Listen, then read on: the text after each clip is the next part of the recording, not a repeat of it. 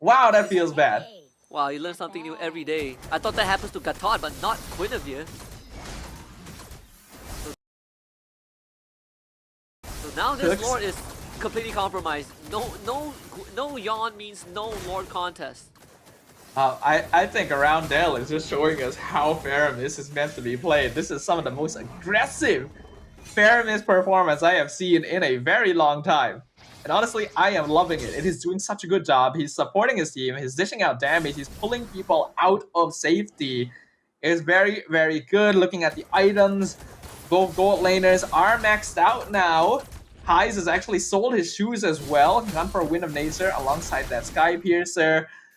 Gebe as well. CS? Ooh, hold on.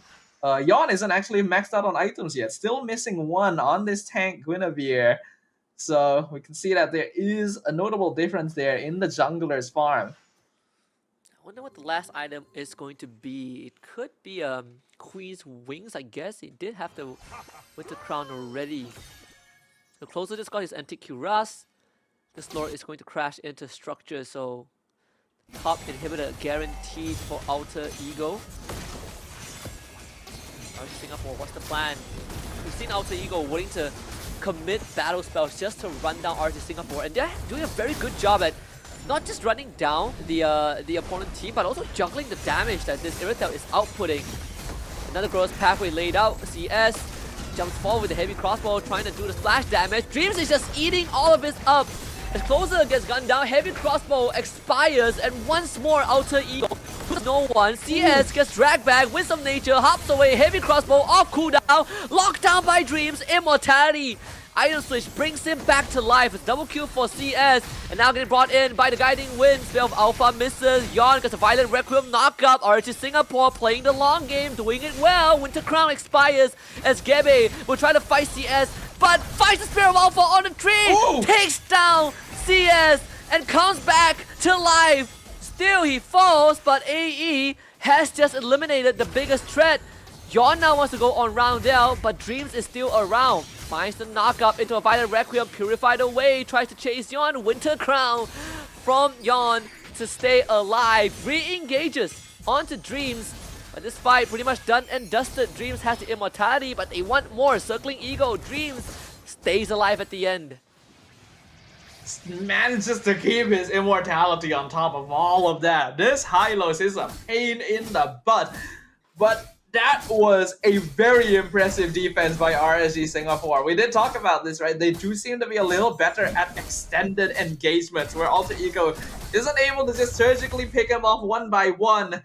RSG, they have Yunsky and CS to play around. Both cores now hitting their final items here. Wind of Nature as well, saving CS in a really, really important timing because Alter Ego committed quite heavily to trying to take out this Airtel so that they can push into the base. They still have a goal lead, but 20 minutes in, only 2k isn't actually that big of a difference. Yon just wants to get out, almost got pulled back to his death again. And honestly, if Gebe didn't finish off CS with his dying breath just now, this could have been a way different game. Let's see how RSG deals with this. CS needs to clear out that mid wave first. And of course, not to forget, Yunsky is definitely skilled up at this point. More than 20 minutes into the game, those bad impacts are going to absolutely start shredding health bars. Alter Ego playing very cautiously. Oh, Heis almost won! And swimming against the tides every single second of the game. No inhibitors means that Alter Ego, they're really not in a rush. They really don't need to rush this. Just play the game. RSG Singapore will eventually have to deal with the waves. Looking for Gear first. Gear is going to disengage with the circling Ego. CS on the side, has no shields, jumps in, looks for Heis. Wind of Nature keeps Heis alive. That's going to be Lord for Alter Ego. Secured by Gebe. Yon comes back to life with immortality. Goes immune, but still ends up going down. And everyone else from RSG Singapore on the retreat. CS needs to be kept alive, and Gear will do just that. This is an incredibly tense game here between Alter Ego and RSG.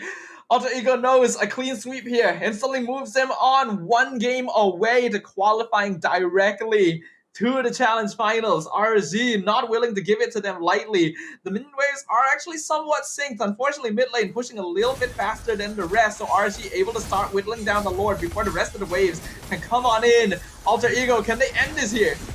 CS, no sprint for another 50 seconds. Another flicker in. Nino wants to find the engage on the closer. CS getting ran away. And now Alter Ego just needs to focus on the crystal and get rid of CS. And Alter Ego finally closes up shop against RSG Singapore. Is 2-0 for the Indonesian squad. A very, very hard-fought victory from Alter Ego. As RSG Singapore backs against the wall, we're doing everything in their power to try and stop them from reaching the crystal. But in the end, they were finally able to find the opening they needed to push on in and take the series in a clean sweep. GG well played, as Alter Ego will move on to the next stage of Group B. The longest game we had so far today. I gotta say, RSG Singapore definitely showing a lot more mechanical prowess in this game number 2. It's just Alter Ego willing to take the fights to RSG Singapore despite kind of witnessing what CS and Yunsky could do.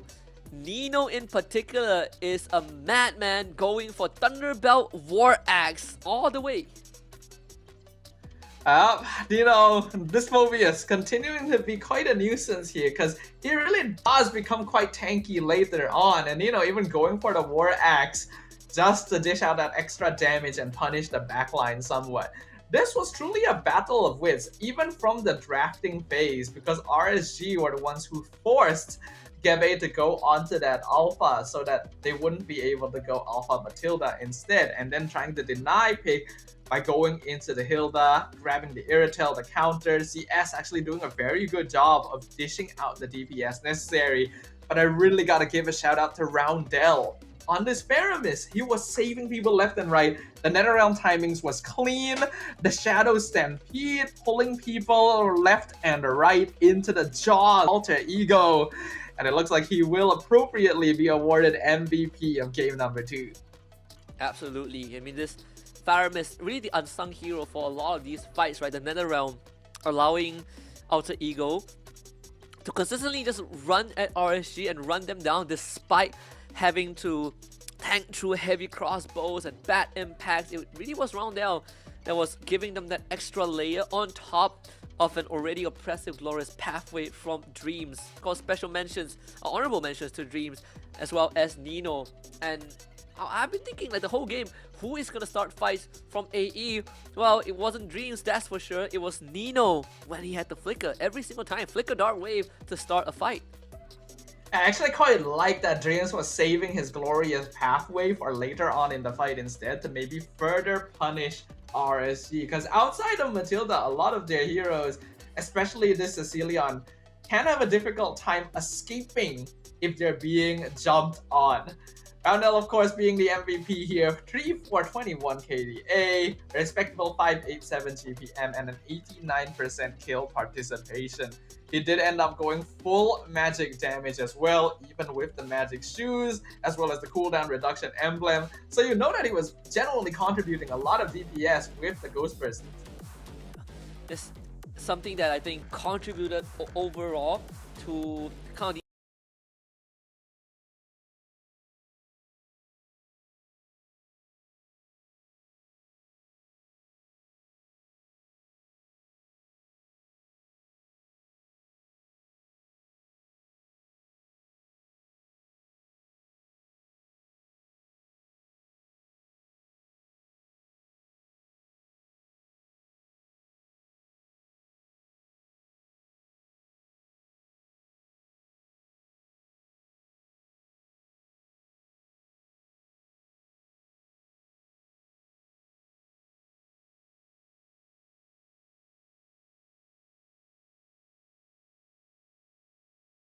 these late games, you start being aware of how much the Ghost Bursters were dealing until it was too late.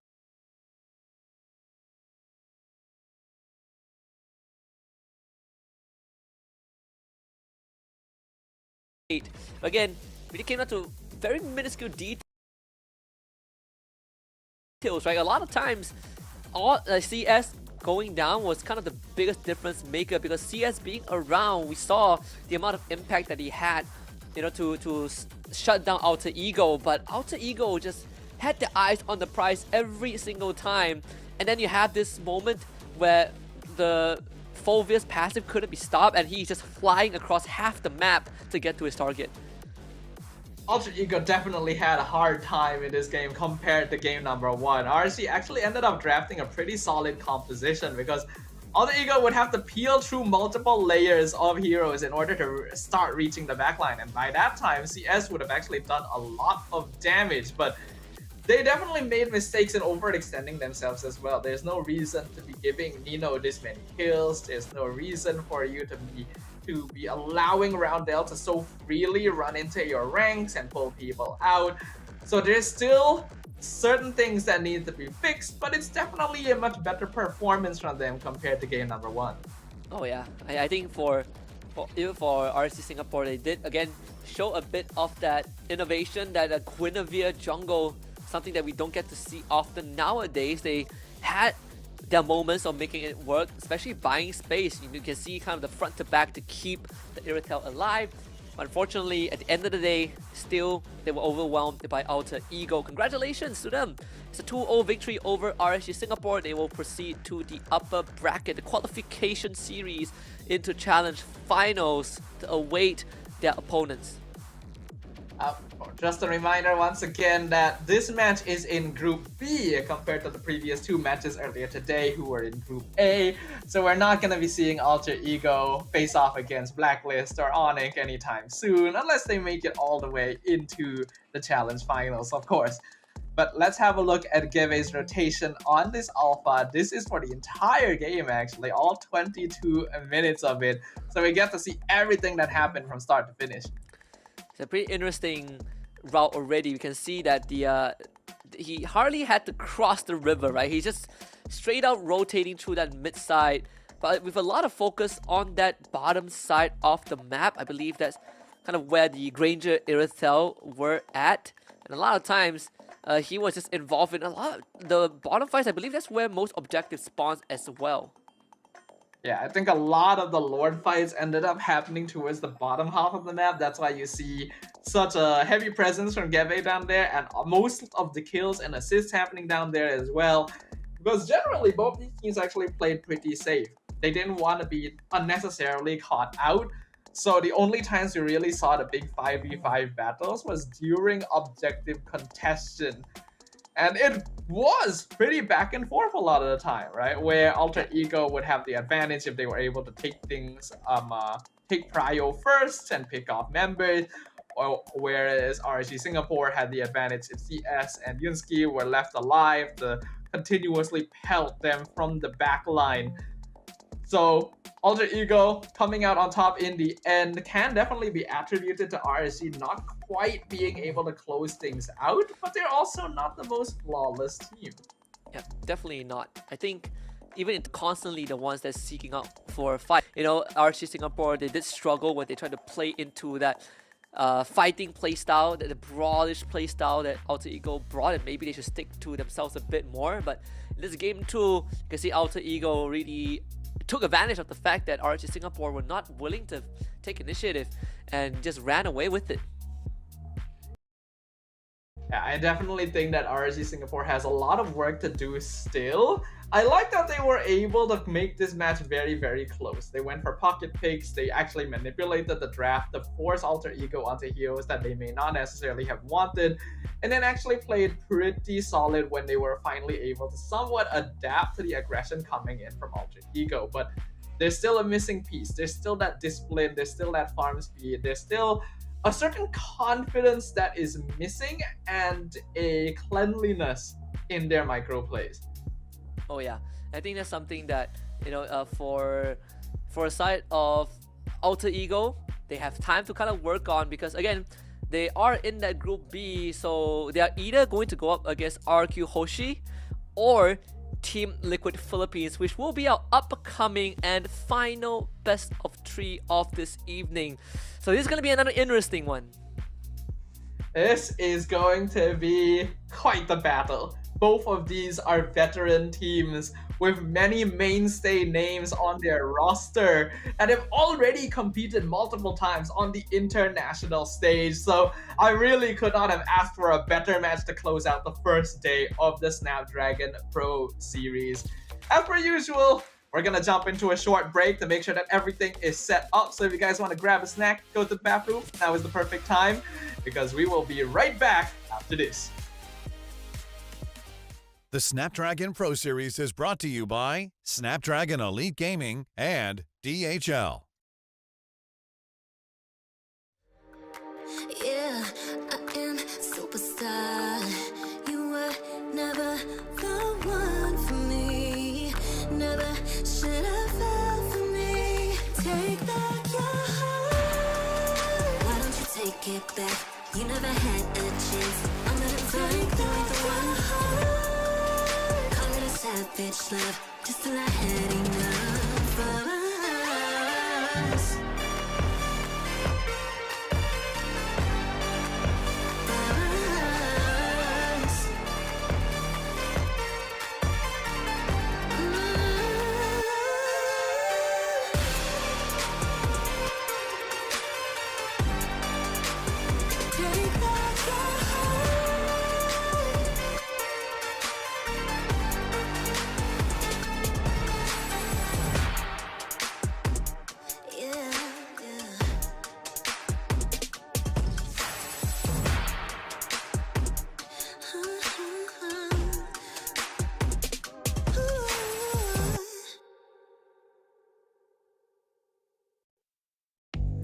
I'm the type of girl that turns logic into Artemis.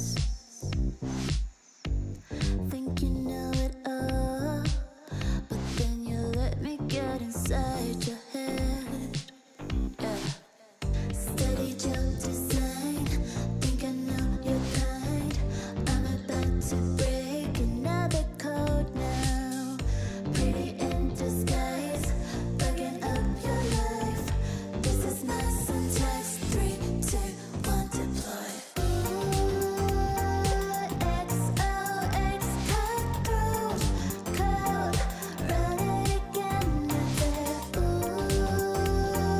XOX cutthroat code. Run it again with it. Steady jump design. Think I know your kind. Yeah. Steady jump design. Think I know your kind. Yeah. Steady jump design. Think I know your kind. I'm about to break another code now. Pretty in disguise, bugging up your life. This is my syntax. 3, 2, 1, deploy. XOX cutthroat code. Run it again with it.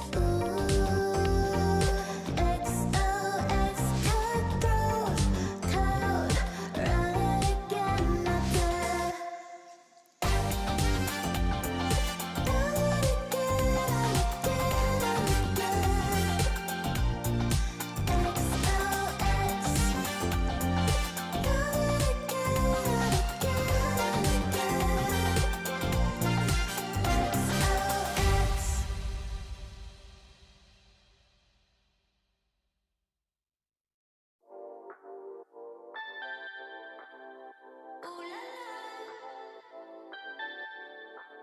Let's go. Put it in motion. Baby, we're going faster, faster, faster, faster. Seizing the moment. Baby, keep going faster, faster, faster, faster. Speed up, make that thing rev. Foot on the gas till you got nothing left. Let's drive to the top of the mountain and see the view. Let's vibe, looking back on the journey, just me and you. Ain't nobody wanna go slow. Yeah, I was chilling in the past, I was solo. Now that I got you in my life, I'm like, go, go. I be living for the thrill of it, whoa, whoa. I hear you like to gamble. Let's take the road, let's travel. Know I'm a lot to handle, but I wanna go fast with you. Think we can go the distance, although I know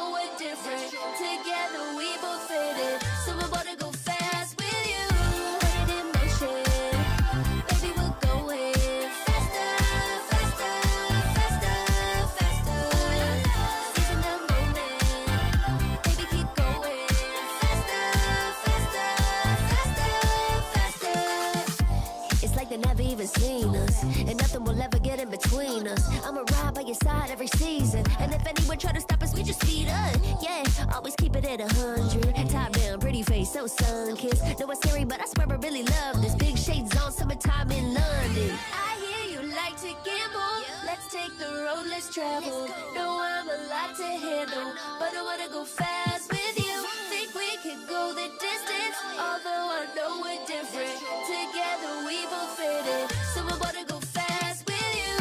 Put it in motion, baby, we're going faster, faster, faster, faster. Seize the moment, baby, keep going faster, faster, faster, faster. Put it in motion, baby, we're going faster, faster, faster, faster. Seize the moment, baby, keep going faster, faster, faster, faster.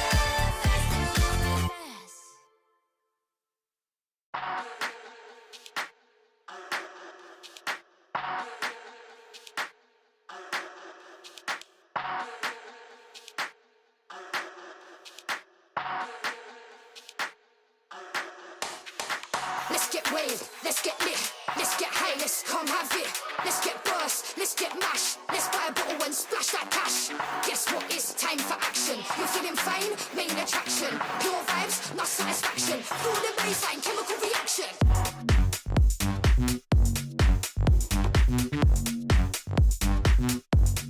Chemical reaction.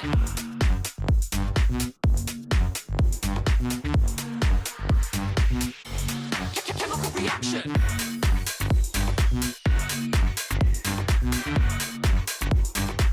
Guess what? It's time for action.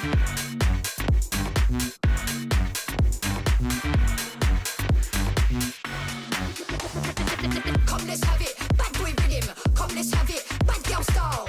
Okay, all eyes on you. Come, let's have it. It's time to get wild. Come, let's have it. Bad boy rhythm. Come, let's have it. Bad girl style. Okay, all eyes on you. Come, let's have it. It's time to get wild.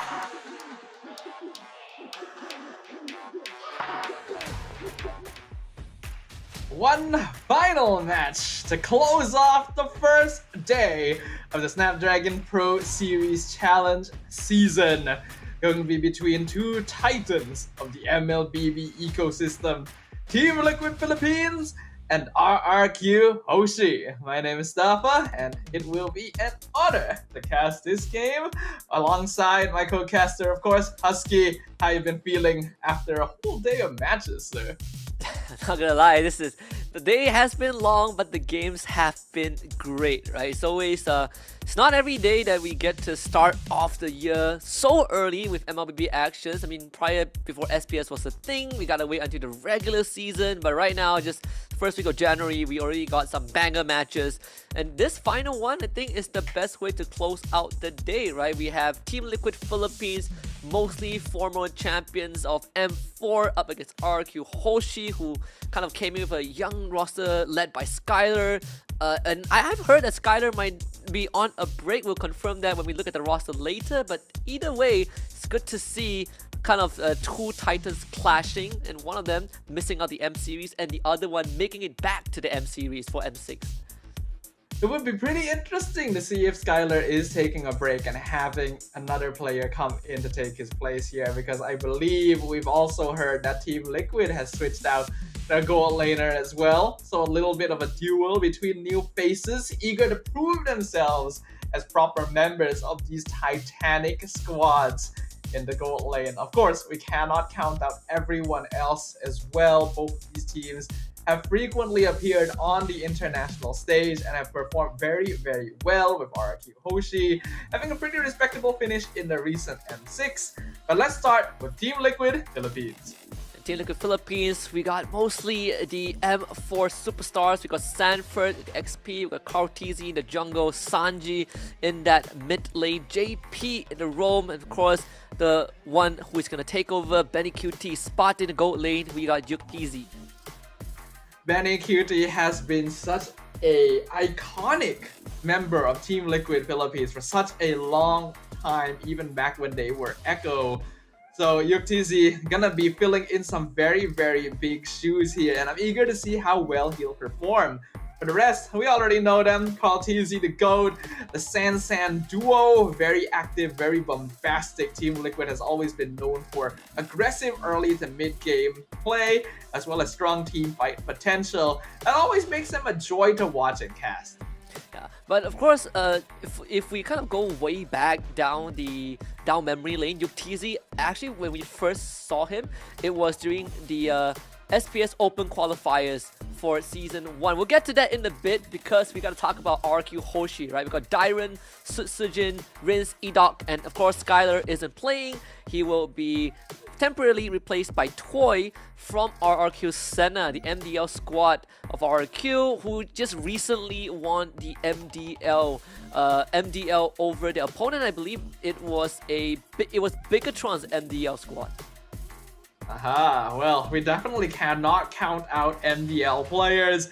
Lazy Esports already put up a very impressive performance earlier today against Blacklist International for being a full MDL squad. So I'm eager to see how Toy will perform as well, since both gold laners are a little bit newer in their roles compared to before. Of course, we cannot count out the rest of RQ either. I especially have my eye on Sutsujin.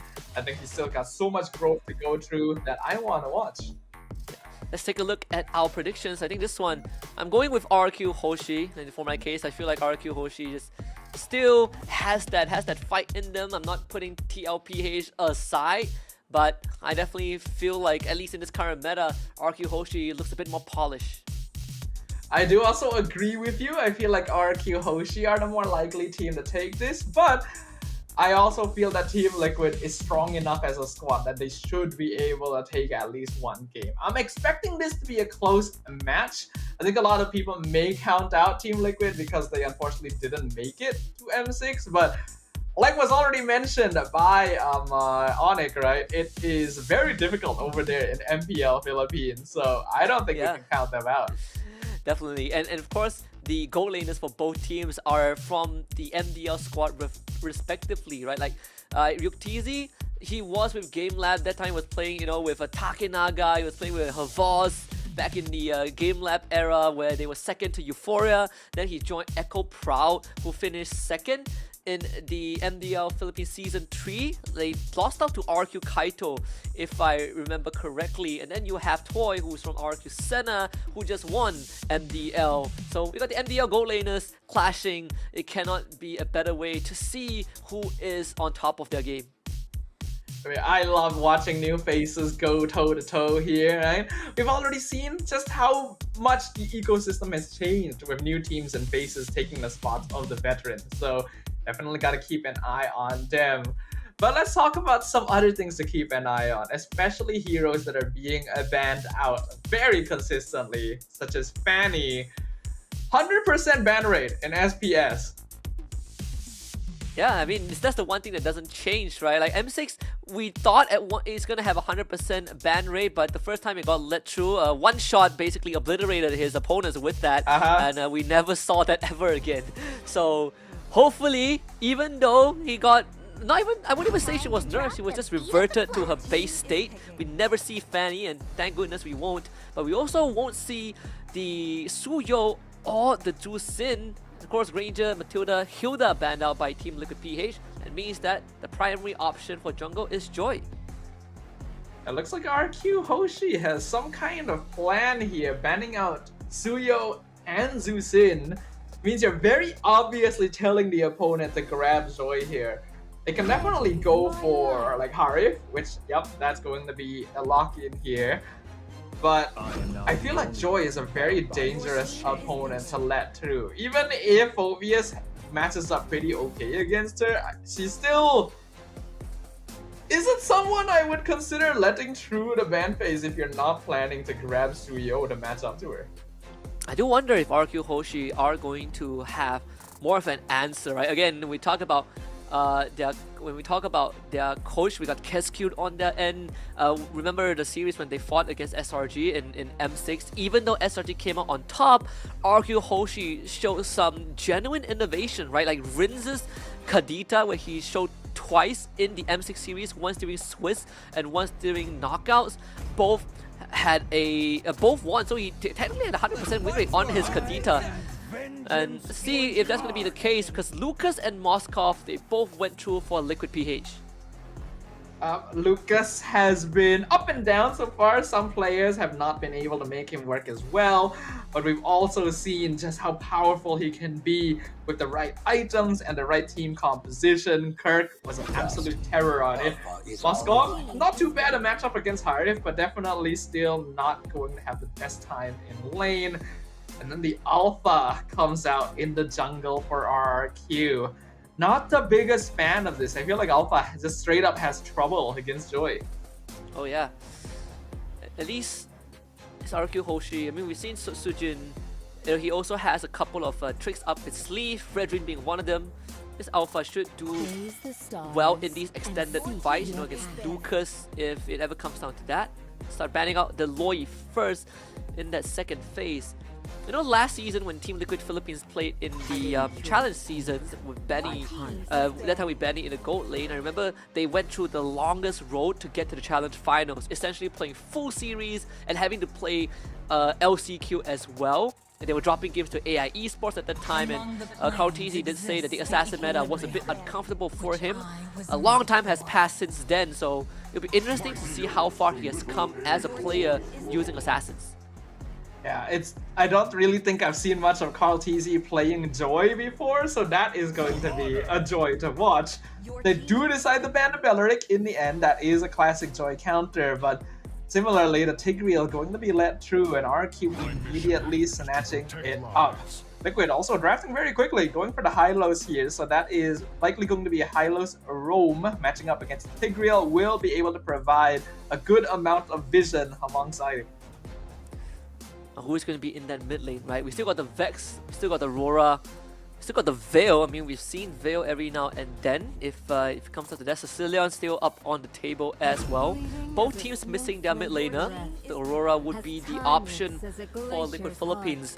I think one of the things that they struggled to adapt, I think almost a year ago was during the second half of last year, was the fact that the changes to Lord dancers, right, where Lord just keep hitting harder every single passing second, and that's something that Liquid Philippines have struggled.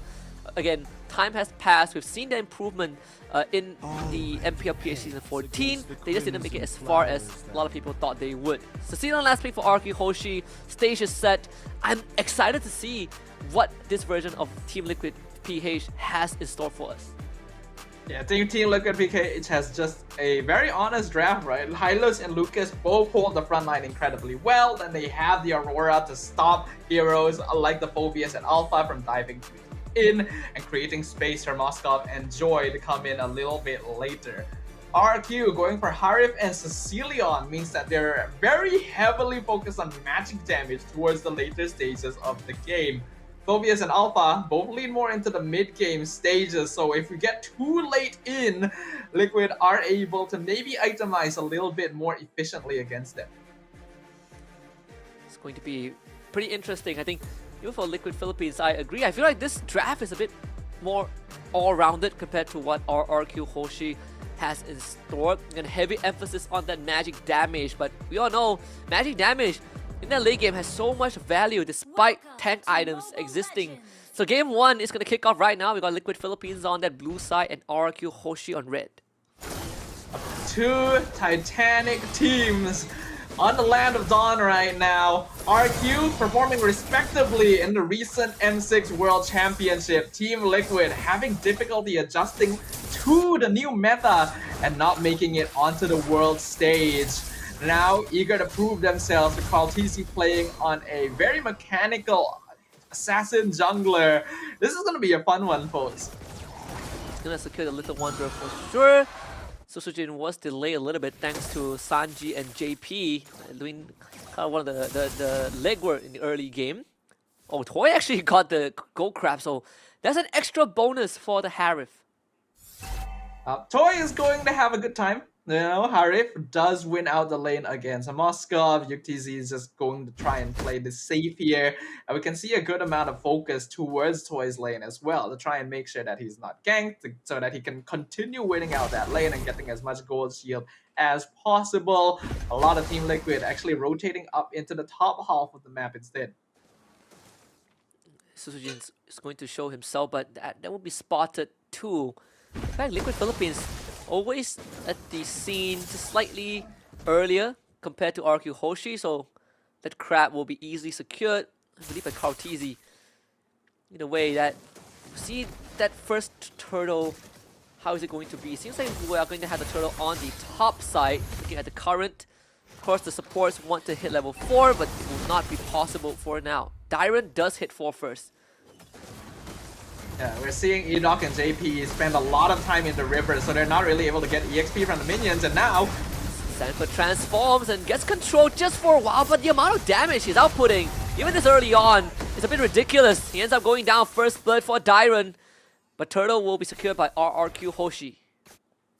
they trade EXP for EXP, but because Susujin got the turtle, it ends up being a slight win for RRQ here.